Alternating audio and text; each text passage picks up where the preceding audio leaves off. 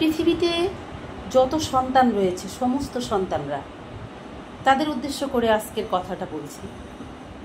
সন্তানরা যদি একটিবার ভাবতো যে একটা সন্তান গর্ভে ধারণ করা থেকে শুরু করে জন্ম দেওয়া পর্যন্ত একটা মায়ের কতটুকু কষ্ট হয়, প্রসব ব্যথা, জন্ম দেওয়া, মানুষ করা, 10 মাস 10 দিন গর্ভে ধারণ করা একটা মায়ের জন্য কতটুকু কষ্টদায়ক হয়, সেটা যদি একজন সন্তান বুঝতে পারতো, তাহলে কোনো সন্তান কোনো দিন কোনো মাকে কষ্ট দিত না, মায়ের অবাধ্য হতো না, মায়ের মনে কখনো আঘাত দিত না।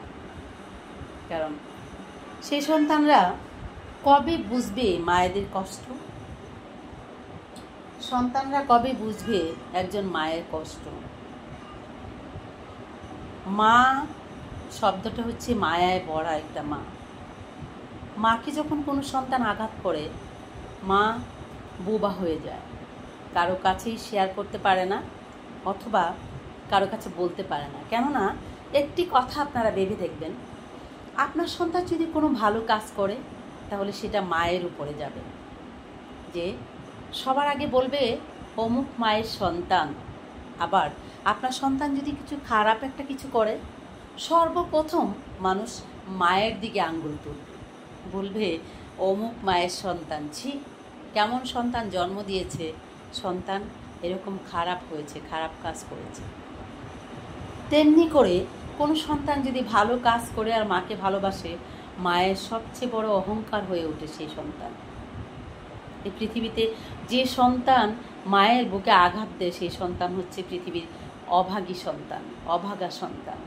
আর যে সন্তান মায়ের মুখে হাসি ফোটায়, সেই সন্তান হচ্ছে এই পৃথিবীর শ্রেষ্ঠ সন্তান।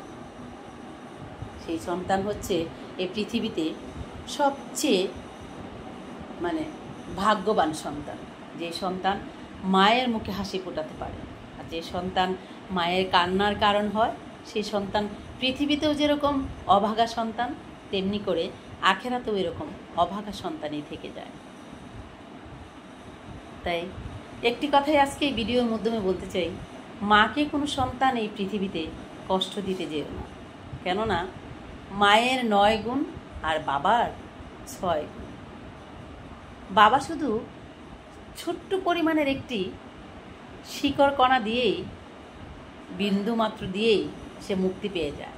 আর মা তার শরীরের সমস্ত রক্ত বিন্দু দিয়ে সেই সন্তানকে গর্ভে ধারণ করে, জন্ম দেয়, মানুষ করে।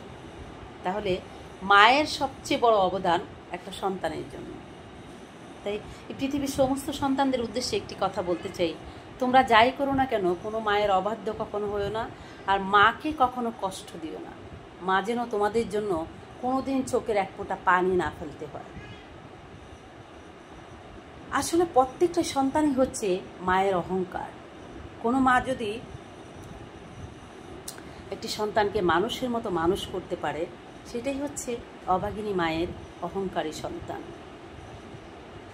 তাহলে এই ভিডিওর মাধ্যমে একটি কথাই বলতে চাই, তোমরা সবাই মায়ের অহংকারী সন্তান গড়ে ওঠার চেষ্টা করো, মায়ের মুখে হাসি ফুটিয়ে। কোনো সন্তান যেন কোনো মায়ের চোখের জলের কারণ না হয়। আজ এখান থেকে বিদায় নিচ্ছি, সবাই ভালো থাকবেন, টাটা।